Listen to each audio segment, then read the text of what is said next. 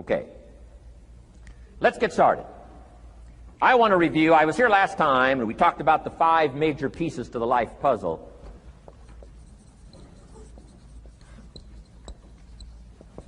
And I just want to review those because it lays such a good foundation for all the rest that I want to share with you today. We got a lot of subjects to cover, so we're going to go rather swiftly, okay? Put on your mental track shoes here and run with me today, because I'm going to deal mostly in concepts. Expect you to, fill in a lot of the details, because I got a lot to share. I want to get through it all. But let's lay this foundation again of the 5 major pieces. Happens to be the title of my latest book. But I think it is so valuable in laying a foundation. It's some of the things I learned between ages 25 and 30. The teacher who taught me so well. He dealt in these fundamentals, we call these fundamentals. We call these basics. Basics for sports, fundamentals for sports, fundamentals for your business, fundamentals for the way you deal with your family, a few simple things, a few basic things that if you practice every day can make all the difference in the world, how it works out. I boiled it down to 5 major pieces to the life puzzle. Let's just review those. Number 1 is philosophy. Philosophy, as I taught the last time I was here, philosophy, in my personal opinion, is the major determining factor in how your life works out. Philosophy, the major determining factor in how your life works out. Philosophy. To form our philosophy, you got to think. You got to use your mind. You got to process ideas. And this whole process over a lifetime, starting way back here when we were children, schools that we've attended, our parents, our experiences, all this stuff that we've processed by the thinking process helps to develop our philosophy. And in my opinion, each person's personal philosophy is the major factor in how your life works out. Here's what I called it in that last presentation when I was here. It's called the set of the sail. Each person's personal philosophy is like the set of the sail. Now, I used to think it was circumstances that ordered my life. If someone would have asked me at age 25, Mr. Rohn, how come you're not doing well? Pennies in your pocket, creditors calling, nothing in the bank, behind on your promises to your family, you live in America, 25 years old, got a beautiful family, every reason to do well, and things are not going that well for you. What is wrong here? It would not have occurred to me to blame my philosophy. I mean, it would not have occurred to me. Saying, well, I got this lousy philosophy, and that's how come I got pennies in my pocket and nothing in the bank, and things aren't working well. That would not have occurred to me. I found it much easier to blame the government. Much easier to blame the tax problem. I used to say taxes are too high. Top tax rate when I first started paying taxes, 91%. Back then, when your income reached a certain level, all your income over that, 91%. So I used to say that's too high. Now, the top tax rate's about 33%. But people are still saying what? Taxes are too. See, but you can't use that anymore. If it's gone from 91 to 33, how could it be too high? Come on. I threw all that old excuse stuff away. Some people found it, though, and they're using it these days. My old list. I used to blame the traffic, the weather, used to blame circumstances, right? People say I'm too tall, I'm too short, I'm too old, I was raised in obscurity, raised on a farm, parents of modest means, all the stuff. If you were to ask me, how come you find yourself here, Mr. Rohn, age 25, living in America, land of abundance and opportunity, pennies, zero in the bank, not doing well, creditors calling, it would not have occurred to me to blame my philosophy. I found it easier to blame the company policy. I used to say, if this is all they pay, how do they expect you to do well? So I figured that, my future was going to be tied to what everybody else was arranging, the economy and, right, interest rates. I used to say things cost too much. That was my whole explanation, not my philosophy, until my teacher taught me better that this is where the problem was, my own personal philosophy. Here's what's exciting about each person's personal philosophy. That's what makes us different than dogs and animals and birds and cats and spiders and alligators. That's what makes us different than all other life forms. The ability to think, the ability to use your mind, the ability to process ideas and not just operate by instinct. In the winter, I'm telling you, the goose can only fly south. What if south doesn't look too good? Tough luck. It can only fly south. But see, human beings are not like a goose, can only fly south. I mean, you can turn around, go north, you can go east, you can go west, you can order the entire process of your own life.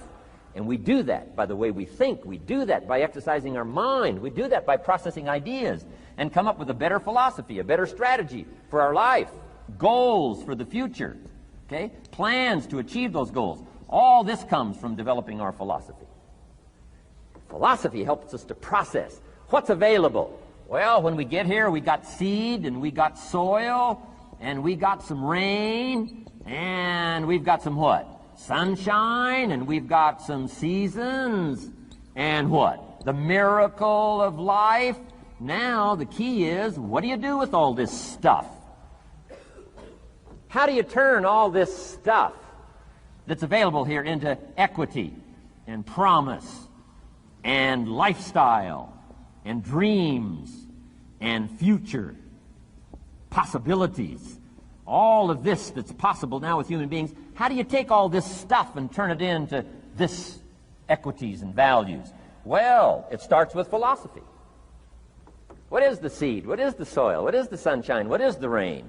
Is it possible to take some of each of all the stuff that's available and turn it into food and turn it into value and turn it into nourishment and turn it into something spectacular and unique that no other life form can do? And the answer is yes. But you cannot deal with all this stuff and what to do with it unless you start refining your philosophy. Think, use your mind, come up with ideas, and strengthen your philosophy.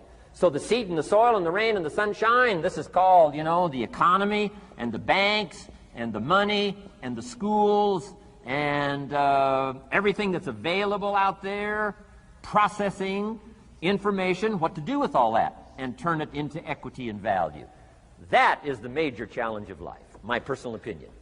So each person's personal philosophy now is going to determine what you're going to do with seed and soil and sunshine and rain and miracle, the change of seasons.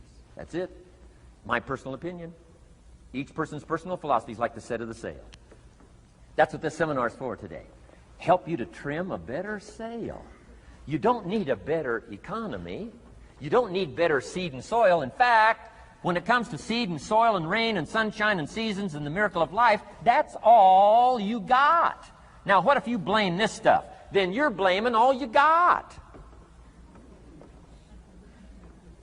If you blame the economy, and you blame the schools, and you blame the teachers, and you blame the sermons and the preachers, and you blame, the marketplace, and you blame the company and company policy, what else is there?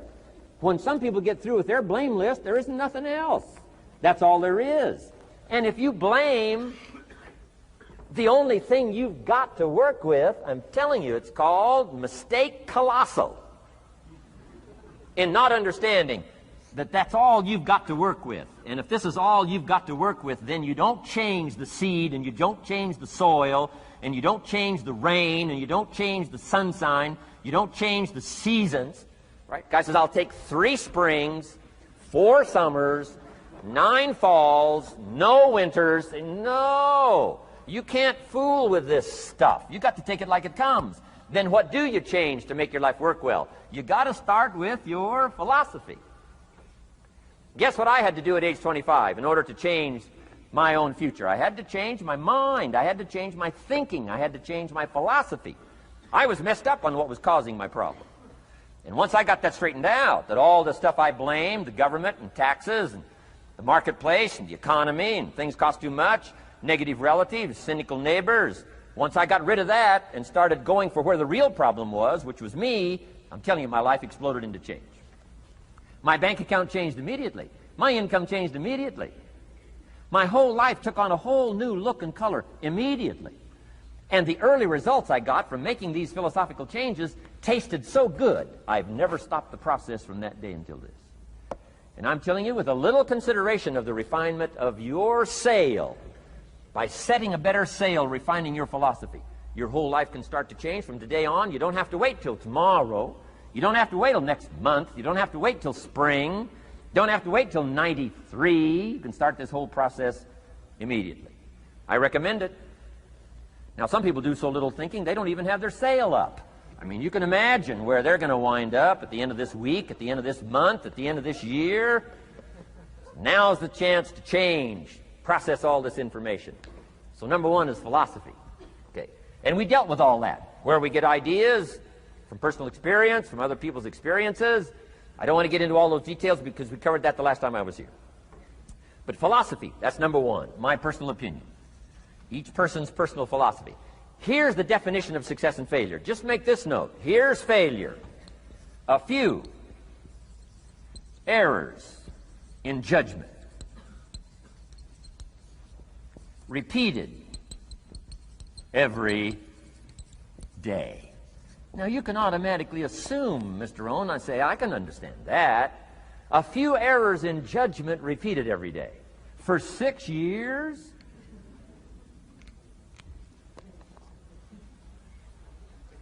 I'm with my father. I think I told this story the last time I was here. My father, 88 years old, he's never been ill, still hasn't retired.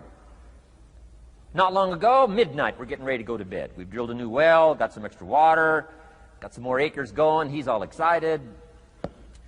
At midnight, we're getting ready to go to bed. My father's eating what he calls his midnight snack. A little bite to eat before you go to bed. Don't have to go to bed hungry. And I'm watching him eat this midnight snack. Guess what he had? An apple, a few graham crackers, and a glass of grapefruit juice. I said, no wonder my father's so healthy. My mom taught us all those good health practices. Taught me when I'm growing up, right? I'm an only child. I've never been ill. Passed the big 5-0 some time ago. My 2 daughters, 32, 33, never been ill. My grandkids, never been ill. I'm telling you, the legacy lingers on. As I watched my father have this midnight snack, suddenly occurred to me. I know that's part of it. An apple, what? A day. That's gotten to Dallas-Fort Worth, right? An apple. An apple a day keeps the doctor away. Good question for this intelligent audience. What if that's true? You say, well, Mr. Rohn, if that's true, that would be easy to do. Then what's the problem? It's easy not to do. It's easy not to adopt it as your own personal philosophy. Or the guy messed up the saying. Guy says a Hershey bar a day. Say, no. No. You've been watching too much television. It is not Hershey bar. You got to be smarter in philosophy than to fall for the Hershey bar a day when it's an apple a day. You've got to be smarter than that. And if you make that kind of an error in judgment every day for 6 years, I'm telling you, it'll accumulate into disaster. Sometimes the first year you say, well, you know, I'm so healthy now, what difference is it going to make? You've got to be smarter than that. Just because disaster doesn't fall on us at the end of the first day doesn't mean disaster isn't coming. You've got to be so smart that you look down the road and say, will the errors in my present judgment of philosophy, what's that going to cost me in 1 year, 6 years, 1 month, 6 months?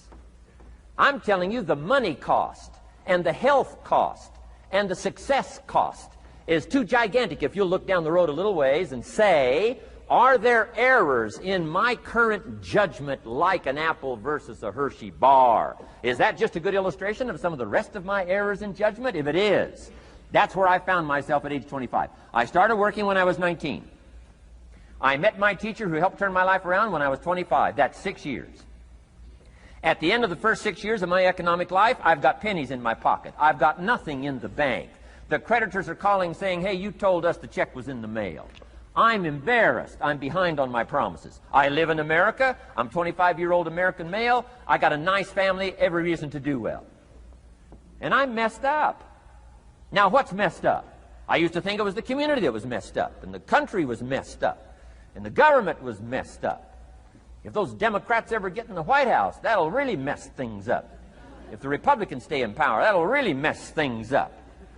The economy was messed up. Interest rates are messed up. I thought all this stuff was messed up. Then I found out that's not what was messed up. I was criticizing the only thing I had to work with. What was really messed up was my own personal philosophy. My own errors in judgment in my own personal philosophy brought me in 6 years to pennies in my pocket, nothing in the bank, and trying to explain why I wasn't doing well, living in America, 25-year-old American male, got a family, every reason to do well. Now, once I understood this, here's the formula for failure: errors in judgment, being lax about developing your own personal philosophy. I'm telling you, it's called accumulated disaster.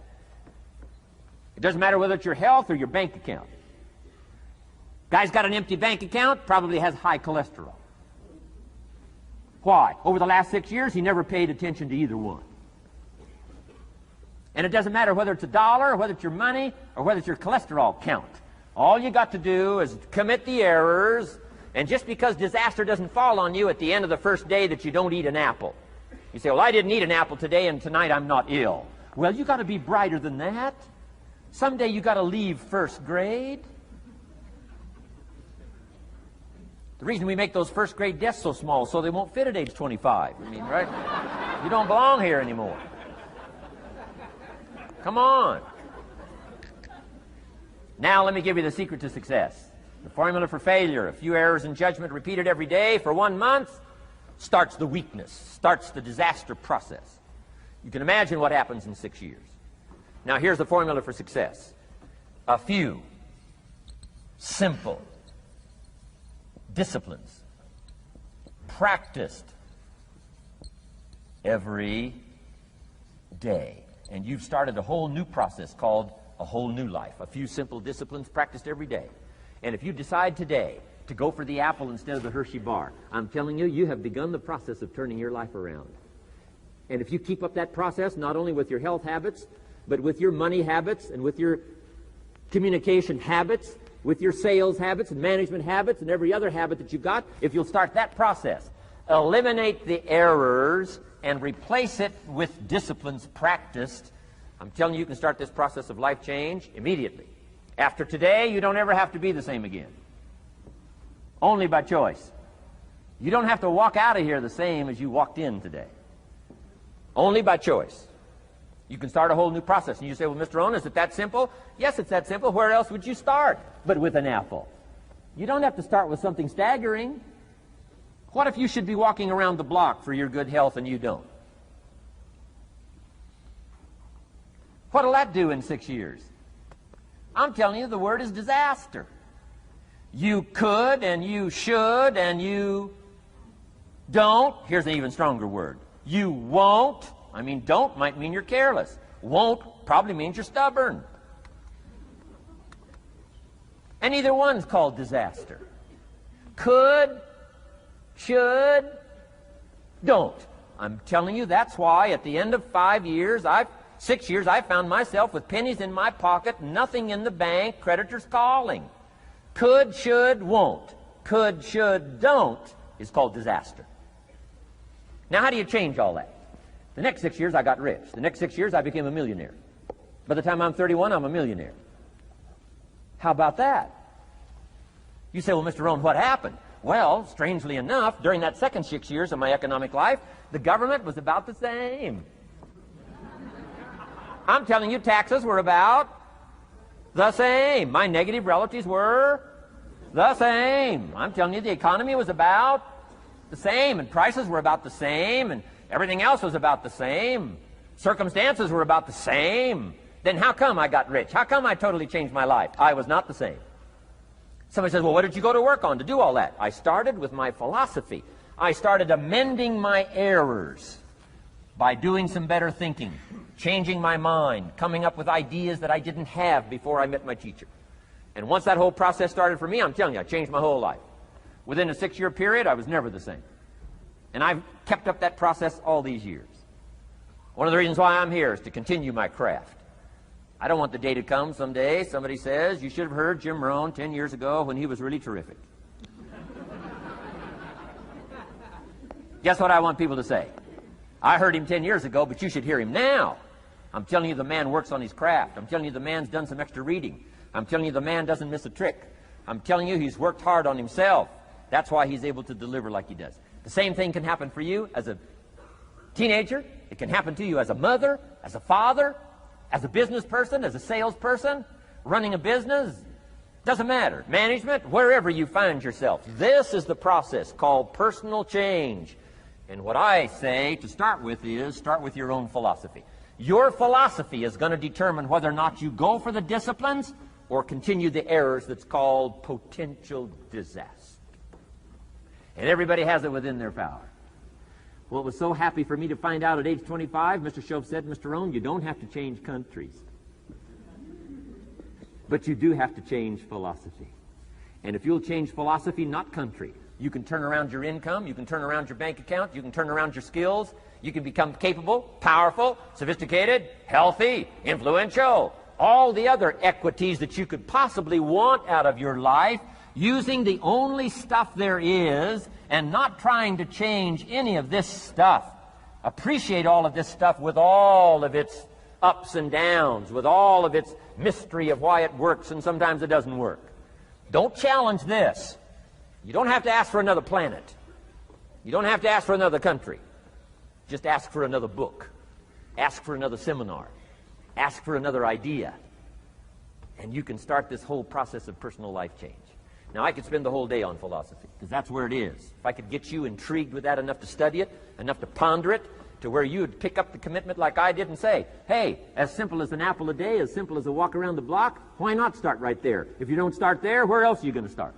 Might as well start where it's easy, and then go to the more complicated disciplines. Because if you can't handle the simple disciplines, how can you handle the complicated ones? Okay. Key. Philosophy. Here's number 2.